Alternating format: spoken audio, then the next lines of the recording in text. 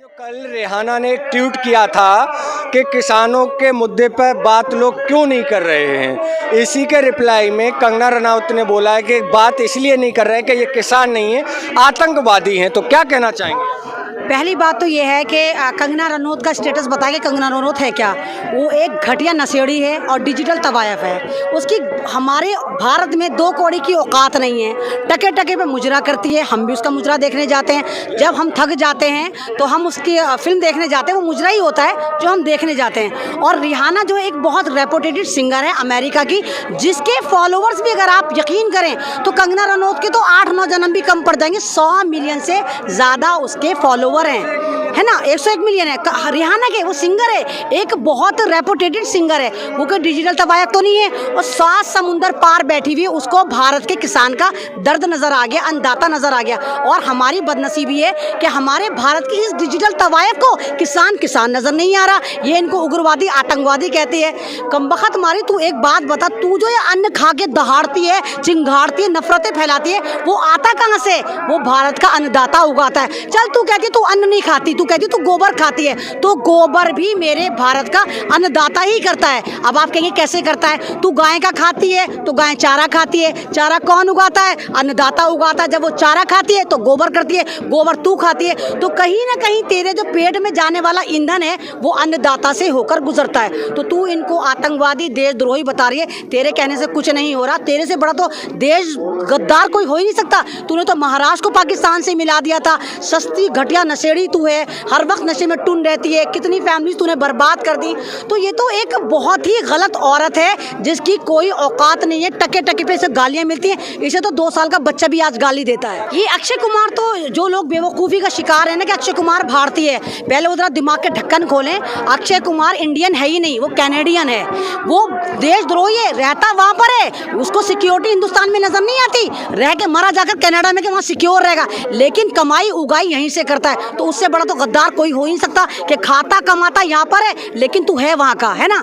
तो ये फर्जी किसान बने, फर्जी देशभक्त बने और फर्जी ही सब कुछ है ये। तो ये तो है, इसलिए ये नहीं आएंगे हमारे प्रोटेस्ट में। ये सारे पीएमओ ऑफिस वाले, ये बिल्कुल ऐसे ही हैं जैसे आप झुनझुन बाबा को जानते होंगे जो अपना आतंक उतारता है चैनल पर। तो ये सारे देशद्रोही हैं जो मोदी जी के आगे पीछे घूमते हैं, चाहे वो धर्मेंद्र हो, चाहे सनी देओल हो, चाहे हेमा मालिनी, वो भी एक डिजिटल तवायफ है। तो ये तमाम के तमाम पीएमओ के चक्कर लगाते हैं, मोदी जी से गठबंधन करते हैं। तो इनको दर्द नजर नहीं आएगा। ये नकली किसान है जो फिल्मों में नजर आते हैं, हेलीकॉप्टर से उतरते हैं, खेती किसानी का लोगों को बेवकूफ़ बनाते हैं कि हम किसान है। किसान नहीं है भाई। कंगना रनौत तो अब आउट ऑफ फैशन हो गई है, सारी मार्केट बंद है, तो उसको तो बना रहना है न्यूज़ में। तो वो आतंक मचा के ही बनेगी। फिल्मों में वो बिकनी पहन के फेम होती थी, जब वो नंगी बुच्ची फिरती थी तो कहती थी मैं माता भैरवी हूँ। जब किसान बेचारा गरीब कपड़े नहीं पहनना तो कहती है तांडव मचा रहे हैं। तो कंगना रनौत तो अपने आप को प्रमोट कर रही है। और बीजेपी का इतिहास रहा है, नशेड़ी सब बीजेपी में जाते हैं, बलात्कारी झूठलर सब बीजेपी में जाते हैं। तो क्योंकि बीजेपी की मशीन ही ऐसी बनी है, पता नहीं कौन सा वाला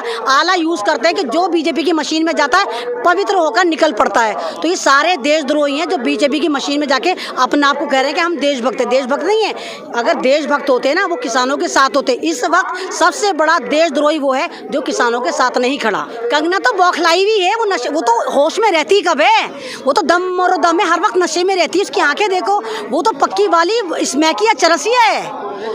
वो तो हमेशा रहती है। तो उसके कहने से कुछ नहीं होता। अगर सच में वाकई देशभक्त होती ना तो वो आके यहाँ पर बात करके जाए ना, वो प्रूफ दे के वाकई देशद्रोही बैठे हैं। सिर्फ तो डिजिटल पर आकर भौंक रही है, तो यहाँ पर आकर बताए ना।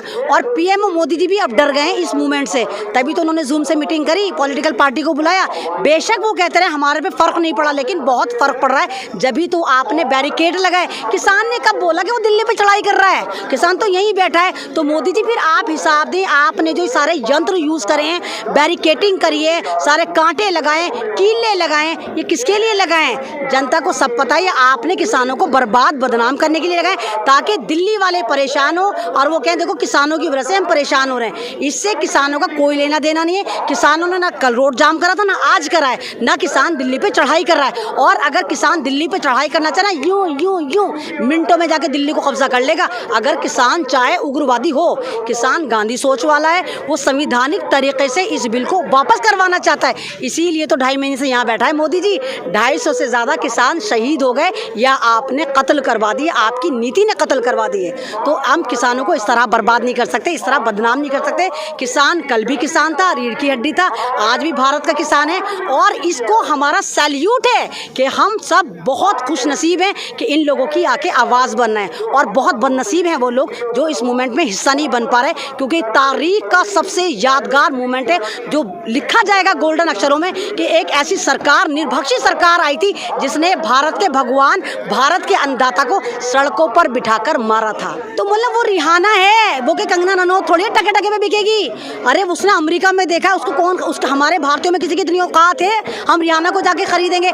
उसने इंसानियत के थ्रू वो मैसेज करा है और ट्वीट करा है, उससे भी ज्यादा है। मोदी जी की तो कोई बात सुनता नहीं होगा जितने उसकी, जब वो सोती भी है ना गुनगुनाए तब भी मिलियंस में जाती है उसकी गाने, है ना। मतलब मैं कह रही हूँ वो सोते हुए भी कुछ बड़बड़ाए ना तो भी उसका गाना हिट हो जाता है, वो तो इतनी बड़ी सिंगर है। तो इनके भौंकने से कुछ नहीं होता। किसानों से ही तो डर रहे हैं, पब्लिक से भी डर रहे हैं कि कहीं भारत की पब्लिक इनको ज्वाइन ना कर ले आके, जो ज्वाइन कर रही है। इसलिए बैरिकेटिंग लगा दिए, इसलिए इंटरनेट काट दिए ताकि यहाँ की आवाज़ बाहर ना जाए। डरी हुई सरकार तो है ये, झांसा रामों की सरकार डर गई, इन किसानों से डर गई जो बिल्कुल ना तीर त्रिशूल तलवार लेके नहीं बैठे हुए। आप देखो पीछे भी गाने गा रहे हैं, है ना। ये तो आराम से बैठे हैं कि बिल वापसी तो घर वापसी, नहीं तो ये बैठे रहेंगे। सरकार तो पागल है, इनका ऊपरी दिमाग भी खाली है तो ये सारी तैयारी भी ऊपरी ऊपरी कर रहे हैं। जरा से प्लास लेकर आओ, काट दो, मैं काट के दिखा दूं, मैं तो कुछ भी नहीं हूँ। खुरपियाँ लेके किसानियों को बिठा दो, मर्दों को मत बिठाओ, औरतों को बिठा दो, वो खोदना शुरू करेंगे ना तो कांटे ना वो अंदर चले जाएंगे। तो किसान यूं यूं यूं करके खत्म कर देगा अगर चाहे इनको हटाना।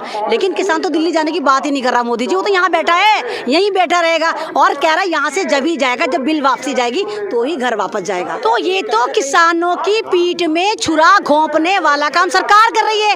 फ्रंट पे से दिखा रही है हम किसानों के साथ बात कर रहे हैं और पीछे से क्या कर रही है, बैरिकेड लगा रही है, सारी तलवारें सी लगा रही है। आपके पुलिस वालों को तलवारें दे दी डंडों की जगह, है ना, 2 धारी तलवारें दे दी, कीले लगा रही है। तो किसके लिए लगा रही है मोदी जी, वो तो बता दो, फिर तुम किससे बात कर रहे हो? या तो वो किसान नहीं या ये किसान नहीं जिनके आगे तुमने बैरिकेड लगाया। तो तुम पहले वाली बात क्लियर करो कि तुम्हारी वार्ता कौन से किसानों के साथ चल रही है और ये जो तुमने ये सारी की सारी गोला बारूद की तैयारी करी, ये कौन से किसानों पे या भारतीयों पर हमला है? पहले तो बीजेपी अपना पक्ष क्लियर करे ना कि किन लोगों के लिए बैरिकेडिंग करी है इसने। ये तो मोदी जी तो हमेशा दो धारी सांप ही रहे। वो हमेशा ऐसी है, 2 मुँहा सांप है।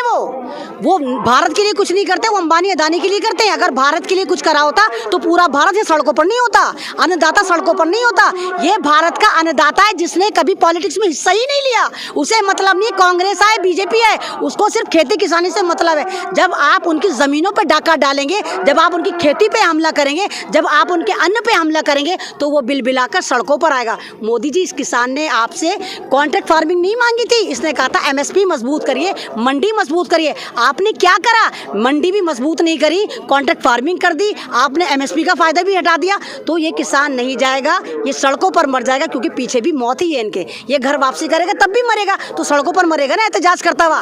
मैं यही कहूँगी कि प्लीज़ आए, इससे बड़ा एक मूवमेंट नहीं चलेगा। आप अपने बच्चों को, अपने यंगस्टर को आकर दिखाएं कि ये भारत का भगवान है जो सड़कों पर बैठा है और रोटी बचाने के लिए तुम्हें पुकार रहा है। तो इनको आके इनको ज्वाइन करें और इनको दिखाएं कि ये भारतीय किसान है, सत्ता का तलबगार नहीं। ये भारतीय किसान है, सत्ता का तलबगार नहीं। हाथ में इनके हल है, कोई तलवार नहीं। कौन कहता है भारत से इन्हें प्यार नहीं? कौन कहता है भारत से इन्हें प्यार नहीं? मार खाने को मगर दिल इनका तैयार नहीं। मार खाने को मगर दिल इनका तैयार नहीं।